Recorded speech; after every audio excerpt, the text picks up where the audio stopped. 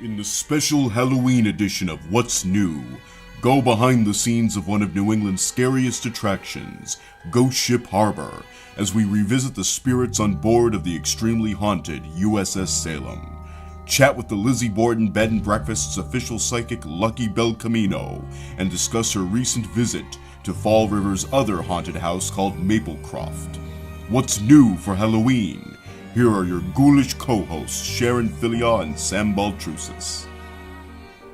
And welcome to the special Halloween edition of What's New Massachusetts. My name is Sam Baltrusis. I'm an author and journalist. Joining me is my lovely co-host, Sharon Fillyaw. Hey, Sam. So, are you getting into the spooky season yet? I know it's already almost Halloween. I cannot believe it. This year is flying by. Now, Halloween is your busy season. Absolutely. I have tons of lectures coming up. One at the Harvard Divinity School on October 15th, have Boston Public Library on October 18th, and then I have Topsfield Town Library on the 20th of October. Now, what's interesting about the Harvard Divinity School is that Harvard started out as a theology school. I never knew that. Yeah, a lot of the major players in my upcoming books, specifically Wicked Salem, which is coming out April 1st, right. Like Cod Mather, like Increase Mather, they were theologians. They studied at Harvard. Wow, that's amazing. Now, this speech, which is going to be on the 15th, I believe, is open to the public, so anyone can come in. It is. So you can go online and you can actually book a space, but it is reservation only. Okay. But you can actually go inside Harvard Divinity School, which is awesome. Can I go, Sam? You can go. You're invited. Okay. That is amazing. So I'm getting excited about Halloween. It's my busy season, of course. It's but fun. But there's lots to do. So our goal is to kind of guide people on the journey through Halloween, where to go, what to do on Halloween. Mm-hmm. Now, what's interesting is that Sam is not only an author, he is a historian.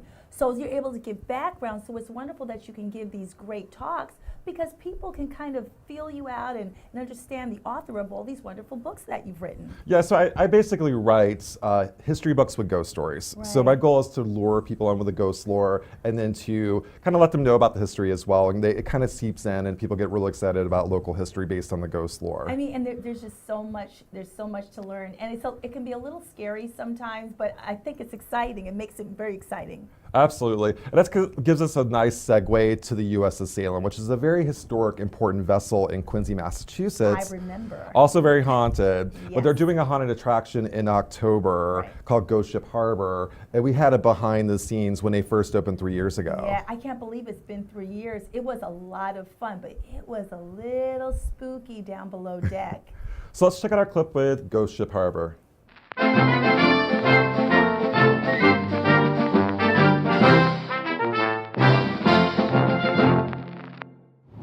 Hi, here with me now is nationally acclaimed entrepreneur Jason Egan, hailing from Las Vegas. Jason, thank you so much for joining us today. Thank you for having me on. This is awesome. It sure is. Now, the USS Salem, which is where you're having your Ghost Ship Harbor event, was one of a few locations that you had to choose from. Why did you finally choose the USS Salem? We kind of fell into this location. Originally, we were going to do this event on an island, and we've been working on it for 2 years.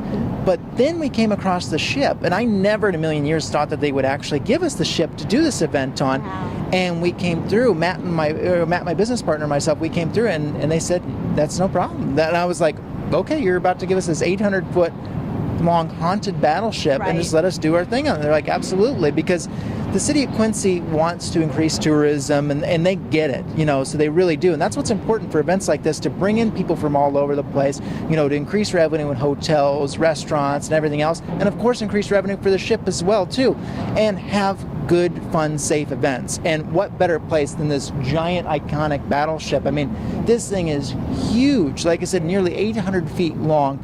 10 decks high. I mean, it's an impressive ship. And not to mention, is what I'm understanding, is it's one of the top 10 scariest or most haunted places in Massachusetts, which is awesome. So you can't beat that. Having an iconic location known as USS Salem, named the USS Salem, and then be extremely haunted as well. That's cool. When you can hit all that stuff, all in one, it's a fun place. And there's so much room for expansion expansion. You know, I mean, if we wanted to, we could probably do 10 haunted houses on this ship. Ooh. So it leaves us for so many things in the future years. So we're going to do 3 attractions this year. We're going to do 2 haunted houses in our paranormal tour. So it's going to be killer. I can't wait. It's going to be under a tight timeline. We're working our butt off to get it done. But I bet. Yeah, it's intense, but it's going to be good. You know, we built haunted houses all around the world. You know, I built them in Las Vegas, you know, for 14 years, Right. Hong Kong, New York City, Nebraska, where I'm from. But, you know, Boston's been one of those cities, you know, New England, you know, Quincy area has been one of those cities on my Right. list. So it's amazing that, you know, this opportunity came up. So it's a huge opportunity. Literally, it is huge. And I always say, it's funny, now I can use the saying, we're going to need all hands on deck to get this thing done. You know, we really are. It's just, there's a lot of stuff going on, but a lot of moving parts, but it's going to be killer. With me now is Matt DiRoberto, the Director of Operations, the Nerve Center of Ghost Ship Harbor. Thank you for joining us today. Yeah, thanks for having me. Thank you. So now, I was talking to your partner, Jason Egan, about how you came to choose the USS Salem. You had originally thought about using an island, there were different locations, and you finally settled on the USS Salem. So what led you to that? So yeah, this has been a 4-year journey, basically trying to find, you know, a location to, you know, bring a world-class haunt to this market. You know, Jason and I hooked up 4 years ago, and we you know, first tried to do it. Actually, we tried to do it at Castle Island, and then that's how we ended up at George's Island. Almost pulled it off there. Didn't end up happening, and then we went back to Castle Island. Got real close to doing it there, you know, and didn't end up happening. But through that course, we were trying to figure out, all right, where else could we do it? Once Fright Island or Castle Island, we saw wasn't going to happen, and you know, a couple people mentioned to me about USS Salem, and you know, I ended up calling up Mike Condon here, the executive director. We hit it off, and you know, we worked out an arrangement pretty quickly, and it was for the best. I mean, the ship's haunted, which adds a whole other element to it. You know, it has a ton of infrastructure already, Right. so you know, so at Castle Island we were gonna have to bring in all this stuff. We don't have to do as much to make it look awesome here. I mean, the ship looks awesome already. Hi. I just heard something. We're here on the USS Salem. It's supposedly haunted. I don't know what that was, but I'm getting the heck out of here. And welcome back to What's New Massachusetts. Joining me is my good friend Lucky Belcamino. Nice to see you. Hey, Lucky. So, official psychic of the Lizzie Borden Bed and Breakfast. Yes. So tell me about, how did that happen? Oh my gosh. I have been going there for years and doing investigations and becoming familiar with the house and the staff and the owners and so on and so forth. And because I've done so many events there, and my passion, I guess, showed for the interest that I had for the story. After speaking with Leanne, the owner, and a few of the staff, they were like, you know, we would love to be able to give you this title because you're here so often anyways. So I was humbled to be able to be called the official psychic of the Lizzie Borden, which is a huge privilege and an honor. Yeah, it's been great. I've done probably over 100 investigations there and psychic readings there as well. So what is it about the Lizzie Borden Bed and Breakfast that kind of, like, as far as the ghosts, like what attracts you to that house? I am so curious of the unknown that I think the story over the years from 1892 has never been solved. So I think that's deep within my roots of why I'm so passionate about it, because I want to know. I want to know who did it. I want to know who did it. Who done it. Who done it? Well, Lizzie Borden specifically, like that, like there's been a lot of recent, so there's like that house has been on a lot of TV shows Yes. lately, but then there's the movie Lizzie. Right. Have you seen that movie? I haven't seen it yet. Okay. No, I've seen some of the reviews, but I haven't seen it yet. I'm waiting for the right time to go see it. Now, what are your thoughts on, I know that we're like, everyone's like, who done it? Did Lizzie actually do it? Right. Like do it? I mean, I'm pretty convinced that Lizzie actually did. I am too. But there's a lot of other factors that play in. Like, was there abuse? Like, well, there's all the things that we have to consider. There was incestual abuse. Dad killed Lizzie's pet pigeons in the yeah. barn that set her off. He was the wealthiest person in the community. had the smallest house in town, but had the most money, and would only give his daughters one dress a year. He wouldn't buy them more than one dress a year. So put yourself back in that day. You know, all this money. You know, I want some more new clothes. Nope, my pigeons are in the barn. He killed them. I mean, just a lot of things that could have gone, that probably did go wrong. Well, a lot of my experience with the Lizzie Borden Bed and Breakfast, I was terrified to actually go inside. And I know. I was booked several times, and there was one time that you were there, Yes. and I'm like, okay, I'll go in because Lucky is Right, at the Lizzie Borden right, Bed and Breakfast. So I yes. walked in, and I was in tears because it was so intense. You were an emotional. I've never seen you so out of sorts. Yeah. Usually you're so put together, and I just really felt bad for you because that house affected you so deeply that night. I mean, you were definitely not yourself. I wasn't, and when I first walked in, I saw a shadow figure walk by, Yes. and that was within the first 2 minutes when And I then in walked Dad's room, Andrew's suite, you were having a little breakdown. Yeah. I remember before I left that night. Yeah. Well, I mean, what was happening was she was saying I was getting crazy, she's crazy, Right. kind of like Amy Communication Allen. to you. Yeah, like that Amy Allen was getting as well. So Right. it was definitely intense for me. And then I didn't know about the birds, but the last investigation that I had, there were the whole the Andrew killed the pigeons in the Yes, back. her pets. And I kept getting the birds, like that, why did you do this? And it was the birds, that kept coming up. Right. And that actually didn't come from Lizzie, it came from Bridget. Wow. Yeah. One of my most, I think, one of my most favorite pieces of evidence is when I was doing an investigation with Sherry DiBenedetti from Ghost Hunters. We had rented the house out and brought some guests in, and we're sitting on in Lizzie's room on one of the beds there. And I had my spirit box going and my SB7, which is a device that records, obviously, anomalies. And one of my questions to Lizzie is, how many pears were you eating the day of the murders? Because on trial, in the documents, when the prosecutor was asking Lizzie, well, where were you if you didn't murder your parents? I was outside eating pears. And he said to her, how many? And she said 6. So we were up in Lizzie's room and we had the recordings going, and I'm like to Lizzie, so Lizzie, you want to tell my friends how many pears you were eating that day that your parents got murdered? And all of a sudden you hear 6, and it was a female voice, and everybody lost their mind because it was immediate, it was visceral, and it was the correct answer. So that's one of my most heartfelt pieces of information that I got from Lizzie when I've talked to her there.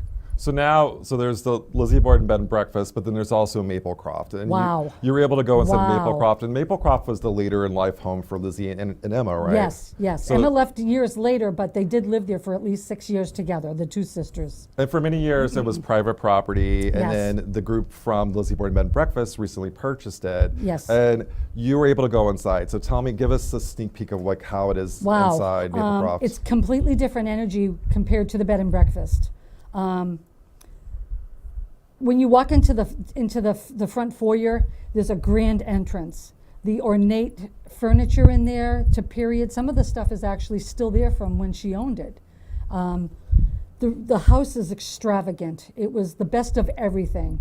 I felt really light energy there until I went into her bedroom, and I felt a lot of remorse and sorrow there and a lot of crying. I felt like that was her place to go, her solace.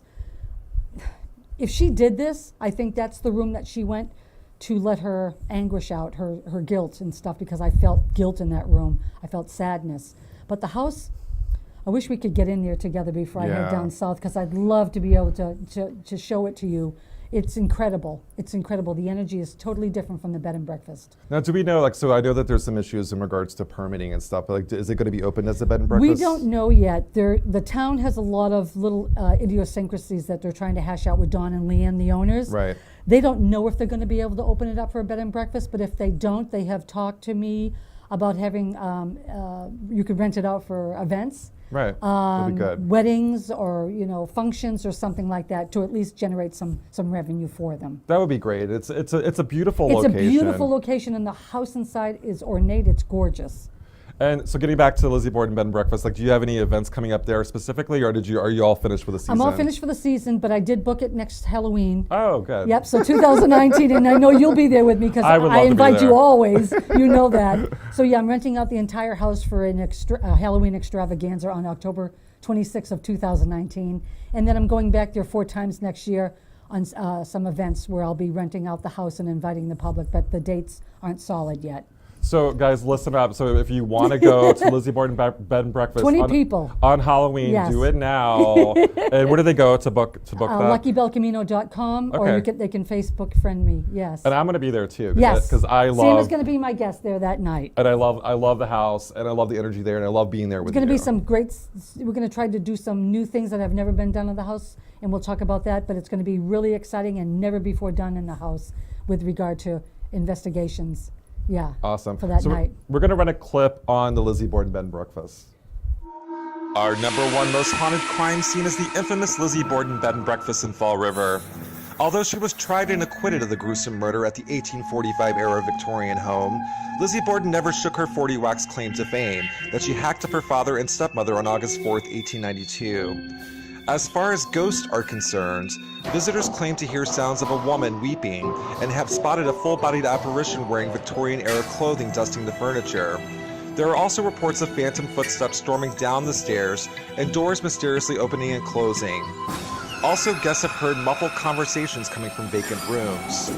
Perhaps it's the spirits of Borden and the actual murderer making a post-mortem pact to hide the bloody hatchet. Or maybe it's something more sinister.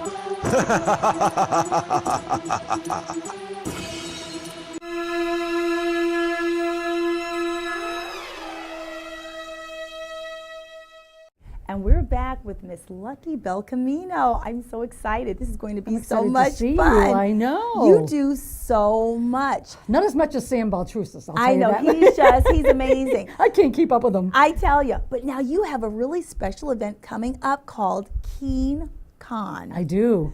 And that's located in Keene, New Hampshire. Yes, it is. Can you tell us a little bit about it? Sure. For years I've gone to other events that my friends have hosted or been a guest speaker at them. Right. And I decided that since I'm moving to Mississippi soon, that this is my farewell tour. So I wanted to put on an extravaganza, if you may, of a paranormal conference. And I live really close to Keene, New Hampshire, right. And I love the area. It really is a quaint area, and things just worked out. So October 13th, we're going to be putting on a huge paranormal conference, and my guest keynote speaker is Andrea Perron. She's one of the daughters of the Perron family that was depicted in the movie The Conjuring. So she actually lived this movie as in real life. So she's my keynote speaker. I'm really excited to have her come up. So what other events are going to be involved in this KeenCon event? I've got 5 guest speakers. Right. They're all paranormal enthusiasts and reputable people in the community. And we're also having a paranormal panel where I've brought in myself plus 2 others, friends in the field, that are going to be answering questions from the public about anything paranormal. Right. And then a ghost hunt at the Historical Society that night. So it's a full day of ghost hunting and everything ghost paranormal. I tell you, that is a mouthful. It's a lot. It is so much. It's a lot. And you can tell you must really love what you do to I be do. able to put something. I mean, that takes a lot of work It's to been put a lot that of planning. Yeah, together. it's been over a year of planning. Wow, and you're also a psychic, and you Yes, do, ma'am. and you do, and we were talking before we started taping. You've had this ability. Since I've been 8 years old. Wow, it's in your family. So Yes. this is really in your blood, quite It's been literally. something that I've had always, it seems. Wow. And your face, and her face, I don't know if you can see, your face lights up whenever you talk about the paranormal and all the work that you do. I'm very passionate about the unknown. I think it's very exciting, and it's something that I think people should maybe pay a little bit more attention to. You know, people kind of sometimes say, oh, maybe it's not real, but I don't know. I think there's a lot that that even if we can't see it, doesn't mean that it's not real. That's right. That's So, right. and so I want to get your opinion. What are some other haunts, like in the area, maybe particularly in Massachusetts, that people can avail themselves to you this season? You know, there's a place in Gardner, Mass. that's also really close to my home called the S.K. Pierce Haunted Victorian Mansion that I've done probably another 100 investigations there. Wow. S.K. Pierce was a furniture magnate in Gardner. Gardner was once known as the furniture capital of the world. I didn't know that. Oh, yes, of the world. Right. And S.K.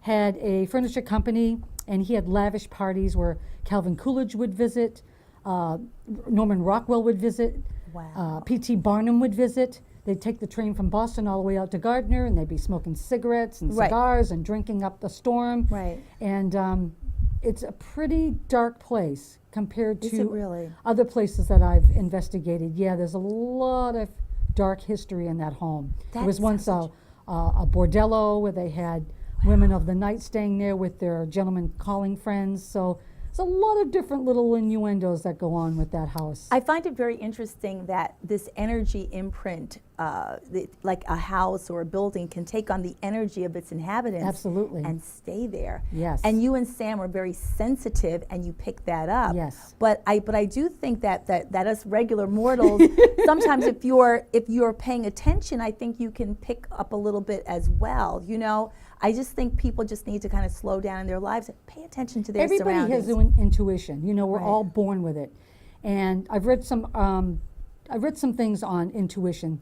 You know, little kids have it and they're so keen. Yes. And then when we turn between like 15 and 18, our brain shifts a little bit and prepares us for adulthood. So some of us lose that intuition. I see. And others like myself, it just keeps getting stronger and stronger and stronger. And the more you use it, the better it gets, Yes. I would presume. Yes. Well, I mean, We it must is learn to trust our intuition. indeed. Yes. Well, it is such an honor to Oh, have thank you you. here. Really, It's thank you so I much. wish everyone could come in here and talk to Lucky. You're Oh, so it's been an amazing. honor. Thank But you. Sam and I are going to miss you. But you will be back. Oh, I'm going to be back to Massachusetts. Yes, and I was interested in that Lizzie Borden little event next year. Yes, you were for talking Halloween. about. That sounds so It's going to be a lot of fun. Just one last thing. Have you ever been truly frightened by any discovery or any event that you have attended, or any ghost investigation that you've held? I was at Rolling Hills Asylum in Bethany, New York. Okay. It was an old asylum, and a friend, Sharon, bought it. And it's really a place that, if you've never been, you can't imagine what it looks like. And they do investigations and ghost hunts there. Right. And I was in one of the rooms one night, and it was in the dark. And there was nobody around me. And I had somebody pull my pant leg down like this. And I'll tell you, it's the only time that I've ever been scared, because there was no one around me. Oh Because my I immediately gosh. turned on my flashlight. And I'll tell you, when somebody pulled my leg pant got pulled. So I got a little Wow. unnerved. I mean, it didn't scare the heck out of me, but it was quite alarming. Quite Wow. alarming, yeah. And that's the only real time That's that you've really ever. the only time that I've ever been really just unnerved, because I was by myself in Yeah. pitch dark, you know. Oh my God! Well, that's actually a pretty good record. Well, Lucky, thank you so Thank you much. so much, Continued Sharon. success. Oh, Thank you you. so much for You're coming welcome. out today. Thanks for having me, hon. Thanks so much. Thanks.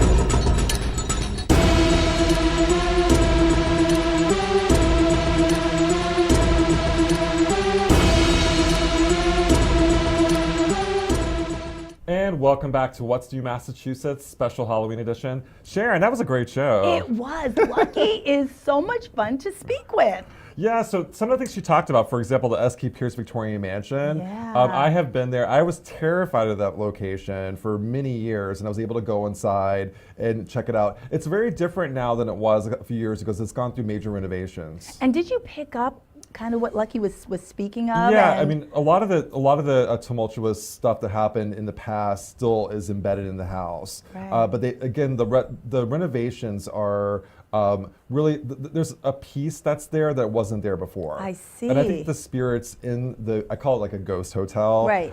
They're happy with those renovations, so they're not as upset as they were before. Isn't that interesting? I mean, it's just there's so much history. I'm really anxious to learn more. Interested in learning more about it.